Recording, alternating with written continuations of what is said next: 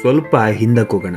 1986 lead rolls 2 debutant actors ಗಳನ್ನ ಹಿಡ್ಕೊಂಡು ಒಂದು ಸಿನಿಮಾ ಬರುತ್ತೆ. ಆವಾಗಿನ ಕಾಲದಲ್ಲಿ ಪ್ರಮೋಷನ್ಸ್ ಇಲ್ಲದೆ, ಸೋಷಿಯಲ್ ಮೀಡಿಯಾ ಇಲ್ಲದೆ, ಡೆಬ್ಯೂಟೆಂಟ್ ಆಕ್ಟರ್ಸ್ ಗಳ ಜೊತೆ ಒಂದು ಸಿನಿಮಾ ಮಾಡಿದ್ರೆ ಮ್ಯಾಕ್ಸ್ ಟು ಮ್ಯಾಕ್ಸ್ ಹಿಟ್ ಅನ್ನೋ ಟ್ಯಾಗ್ ಪಡ್ಕೊಳ್ಳೋ ಚಾನ್ಸ್ ಇರ್ತಾ ಇತ್ತು. ಆದ್ರೆ ಅಲ್ಲಿ ಆಗಿದ್ದು ಬೇರೆನೆ. 38 ವಾರಗಳ ಕಾಲ ಥಿಯೇಟ್ರಿಕಲ್ ರನ್ ಮಾಡಿ ಬ್ಲಾಕ್ ಬಸ್ಟರ್ ಅನ್ನೋ ಟ್ಯಾಗ್ ನ ಪಡ್ಕೊಳ್ತು. ಹೀರೋ ಅಂದ್ರೆ ಬಿಳಿ ಇರ್ಬೇಕು ಅನ್ನೋ ಒಂದು ಮಿತ್ನ ಬರ್ಸ್ಟ್ ಮಾಡಿದ್ರು. ಅಂಡ್ ಆ ಸಿನಿಮಾನೇ ಆನಂದ್. ಹೀರೋಯಿನ್ ಸುಧಾರಾಣಿ, ಹೀರೋ ನಿಮ್ಮ ಎಲ್ಲರ ಫೇವ್ರೆಟ್ ಶಿವಣ್ಣ.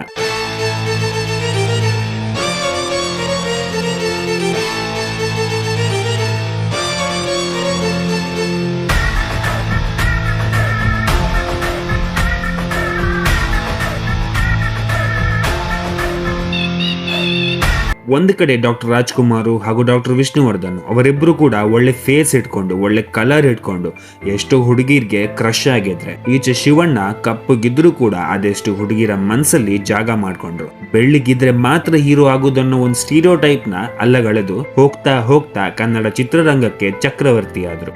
ನಾನು ನಿಮ್ಮ ಇನ್ಸೇನ್ ಅಧ್ಯಕ್ಷ. ಅಂಡ್ ಇವತ್ತು ಇದೇ ವಿಶೇಷ, the rise of Shivanna. Rajkumar ಅವರ ಜ್ಯೇಷ್ಠ ಪುತ್ರರಾದ ಶಿವರಾಜ್ ಕುಮಾರ್ ಅವರ ನಿಜವಾದ ಹೆಸರು ಪುಟ್ಟಸ್ವಾಮಿ. 1962 ಅಲ್ಲಿ ಮದ್ರಾಸ್ ಪ್ರಾಂತ್ಯದಲ್ಲಿ ಜನಿಸಿದ ಇವರು 86 ಅಲ್ಲಿ ಹೀರೋ ಆಗಿ ಡೆಬ್ಯೂಟ್ ಮಾಡ್ತಾರೆ. ಆವಾಗ ಅವರಿಗೆ ವಯಸ್ಸು 24 ವರ್ಷ. ನನ್ಗೂ 24. ಮನೇಲಿ ಕೂತ್ ವಿಡಿಯೋ ಮಾಡ್ತಾ ಇದ್ದೇನೆ. ಯಾವ ವಿಡಿಯೋ ಅಂತ ಕೇಳ್ಬೇಡಿ ಮಾರೆ, ಸಾವು.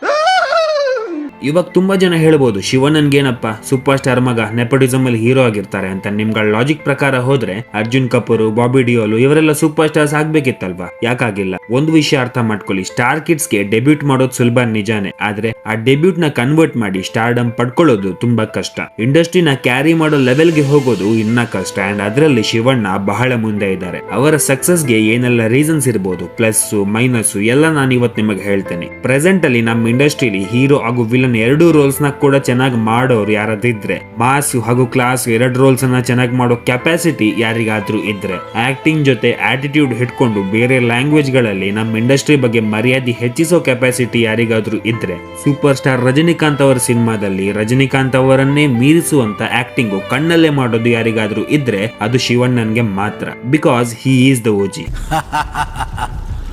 Original gangster. ಆನಂದ್ ಸಿನಿಮಾದಲ್ಲಿ ಡೆಬ್ಯೂಟ್ ಮಾಡಿದ ಅವರು 86, 87, 88 ಅಲ್ಲಿ ಹಲವಾರು ಸಿನಿಮಾಗಳಲ್ಲಿ ನಟಿಸ್ತಾರೆ. ಅದಾದ್ಮೇಲೆ 89 ನಲ್ಲಿ ಇನ್ಸ್ಪೆಕ್ಟರ್ ವಿಕ್ರಮ್ ಅನ್ನೋ ಒಂದು ಸಿನಿಮಾ ಬರುತ್ತೆ. ಆ ಸಿನಿಮಾ ಶಿವಣ್ಣನ್ಗೆ ಒಂದು ಡಿಫರೆಂಟ್ ಫ್ಯಾನ್ ಬೇಸ್ ನ ತಂದುಕೊಟ್ಟು ಕಲ್ಟ್ ಸಿನಿಮಾ ಉಳ್ಕೊಳ್ಳುತ್ತೆ. ಅದಾದ್ಮೇಲೆ ಮತ್ತೆ 6 ವರ್ಷ ರೆಗ್ಯುಲರ್ ಕಮರ್ಷಿಯಲ್ ಸಿನಿಮಾಗಳಲ್ಲಿ ಅಥವಾ ರಾಮ್ ಕಾಮ್ ಗಳಲ್ಲಿ ನಟಿಸಿ ಟಿಯರ್ 2 ಸ್ಟಾರ್ ಆಗಿ ಎಸ್ಟಾಬ್ಲಿಷ್ ಆಗ್ತಾರೆ. ಅದಾದ್ಮೇಲೆ 95 ಅಲ್ಲಿ ಉಪ್ಪಿ ಅವ್ರ ಜೊತೆ ಸೇರ್ಕೊಂಡು ಓಂ ಅನ್ನೋ ಒಂದು ಸಿನಿಮಾ ಮಾಡ್ತಾರೆ. ಆ ಸಿನಿಮಾ ಹುಟ್ಟಿಸಿದ ಕ್ರೇಜ್ಗೆ, ಮಾಡಿದ ಕಲೆಕ್ಷನ್ಗೆ, ಕೊಟ್ಟಿದ್ದ ಫ್ಯಾನ್ ಬೇಸ್ಗೆ ಶಿವಣ್ಣ ನನಗೂ ಮಾರ್ಕೆಟ್ ಇದೆ ಅಂತ ಪ್ರೂವ್ ಮಾಡ್ಕೋತಾರೆ.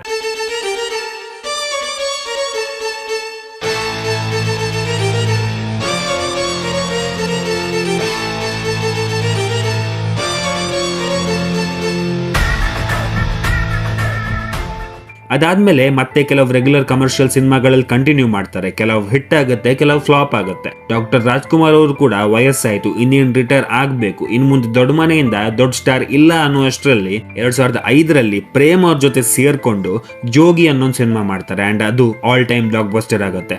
ಜೋಗಿ ಬಂದು ಶಿವಣ್ಣನ್ಗೆ ಕೊಟ್ಟಿದ್ದ ಕ್ರೇಜ್ಗೆ, ಟಿಯರ್ 1 ಸ್ಟಾರ್ ಲೆವೆಲ್ಗೆ ನಮ್ ಶಿವಣ್ಣ ರೀಚ್ ಆಗ್ತಾರೆ.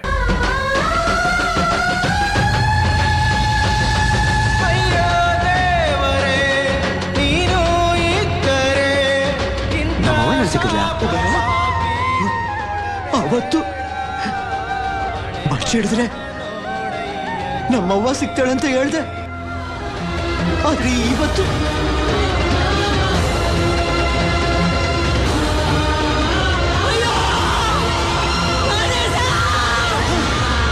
Future super star of KFI ಅನ್ನೋ ಮಾತುಗಳು ಓಡಾಡ್ತಾ ಇರುತ್ತೆ. ಅದಾದ್ಮೇಲೆ 7 ವರ್ಷ ಅಂದ್ರೆ 2012 ತನಕ ಶಿವಣ್ಣ ಅವರ ಗ್ರಾಫ್ ಮೇಲಕ್ಕೆ ಹೋಗಲ್ಲ. ಕ್ವಾಲಿಟಿಗಿಂತ ಕ್ವಾಂಟಿಟಿ ಮೇಲೆ ಜಾಸ್ತಿ ಫೋಕಸ್ ಮಾಡಕ್ ಹೋಗಿ ಎಷ್ಟೋ ಸಿನಿಮಾ ಥಿಯೇಟರ್ ಅಲ್ಲಿ ಓಡಿರಲ್ಲ. ಶಿವಣ್ಣಗಿಂತ ಆಮೇಲೆ ಡೆಬ್ಯೂಟ್ ಮಾಡಿದಂತ ಅಪ್ಪು, ಸುದೀಪ್ ಹಾಗೂ ದರ್ಶನ್ ಅವರು ಶಿವಣ್ಣನ್ಗಿಂತ ಜಾಸ್ತಿ ಫ್ಯಾನ್ ಬೇಸ್ ನ ಪಡ್ಕೊಂಡು ಶಿವಣ್ಣನ್ಗಿಂತ ಜಾಸ್ತಿ ಕಲೆಕ್ಷನ್ಸ್ ಮಾಡ್ತಾ ಇರ್ತಾರೆ. ಇನ್ನೇನ್ ಕ್ಯಾರಿಯರ್ ಅಲ್ಲಿ ಎಂಡಿಂಗ್ ಫೇಸ್ ಬಂತು ಅನ್ನೋ ಅಷ್ಟರಲ್ಲಿ 2013 ಹರ್ಷ ಅವ್ರ ಜೊತೆ ಸೇರ್ಕೊಂಡು ಭಜರಂಗಿ ಅನ್ನೋ ಸಿನಿಮಾ ಮಾಡ್ತಾರೆ. And that was turning point. ಆ ಸಾಂಗ್ಸ್, ಆ ಟೈಟಲ್, ಆ ಸ್ಟೋರಿ ಎಲ್ಲಾನು ಟಾಪ್ ಲೆವೆಲ್ ಅಲ್ಲಿ ಇರುತ್ತೆ.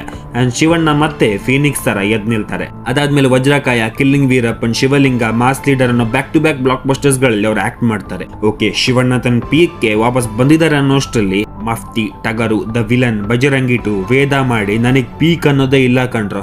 ಸ್ಕೈ ಈಸ್ ದ ಲಿಮಿಟ್ ಅಂತ ಒಂದಕ್ಕಿಂತ ಒಂದು ಬೆಂಕಿ ಸಿನಿಮಾಗಳಲ್ಲಿ ಆಕ್ಟ್ ಮಾಡಿ ಸೈ ಎನ್ಸ್ಕೊಳ್ತಾರೆ. ಅದಾದ್ಮೇಲೆ ರಜನಿಕಾಂತ್ ಅವರ ಜೈಲರ್ ಅಲ್ಲಿ ಗೆಸ್ಟ್ ರೋಲ್ ಮಾಡಿ ರಜನಿ ಅವರ ಸಿನಿಮಾದ ಕ್ಲೈಮ್ಯಾಕ್ಸ್ ಅಲ್ಲಿ ರಜನಿ ಅವರನ್ನೇ ಮೀರಿಸುವಂತ ಆಕ್ಟಿಂಗ್ ಮಾಡಿ ಬರೀ ಕರ್ನಾಟಕಕ್ಕೆ ಮಾತ್ರ ಅಲ್ಲ ಇಡೀ ಇಂಡಿಯಾಗೆ ತನ್ನ ಆಕ್ಟಿಂಗ್ ರೇಂಜ್ ಏನು ಅಂತ ತೋರಿಸ್ಕೊಡ್ತಾರೆ. ಅದಾದ್ಮೇಲೆ ಧನುಷ್ ಅವರ ಕ್ಯಾಪ್ಟನ್ ಮಿಲ್ಲರ್ ಅಲ್ಲಿ ಧನುಷ್ ಅವರನ್ನು ಕೂಡ ಮೀರಿಸಿ ಆಕ್ಟಿಂಗ್ ಮಾಡಿ ಕ್ಲೈಮ್ಯಾಕ್ಸ್ ಅಲ್ಲಿ ಬೆಂಕಿ ಹಚ್ತಾರೆ.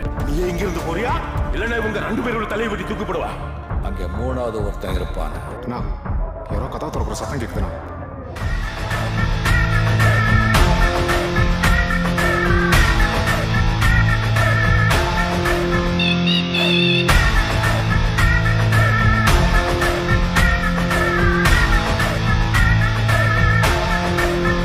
ಶಿವಣ್ಣ ಅಂದ್ರೆ ಬರೀ ಆಕ್ಟರ್ ಅಲ್ಲ, ನಮ್ಮ ಇಂಡಸ್ಟ್ರಿಯ ಲೆಜೆಂಡ್ ಅನ್ನೋದು ಇವತ್ತಿನ ಈ ವಿಡಿಯೋದಲ್ಲಿ ನಮಗೆ ಗೊತ್ತಾಯ್ತು. ಶಿವಣ್ಣ ಇಲ್ಲ ಅಂದ್ರೆ ಈ ಇಂಡಸ್ಟ್ರಿಗೆ ತುಂಬಾ ಲಾಸ್ ಆಗತ್ತೆ. ಸೊ ಅವರಿಗೆ ಬಂದಂತ ಈ ಕ್ಯಾನ್ಸರ್ ಅವರ ಈ ಮಾಸ್ನೆಸ್ಗೆ ಹೆದರ್ಕೊಂಡು ಓಡೋಗ್ಲಿ ಅಂತ ಹಾರೈಸ್ತಾ ಈ ವಿಡಿಯೋನ ಮುಗಿಸ್ತಾ ಇದ್ದೇವೆ. ಧನ್ಯವಾದಗಳು. ಅಷ್ಟೇ. ನಾನಂದ್ರೆ ವಿಶೇಷ, ನಾ ಇದ್ರೆ ಸಂತೋಷ, ನಾನ್ ಯಾರು ಗೊತ್ತಾಯ್ತಾ?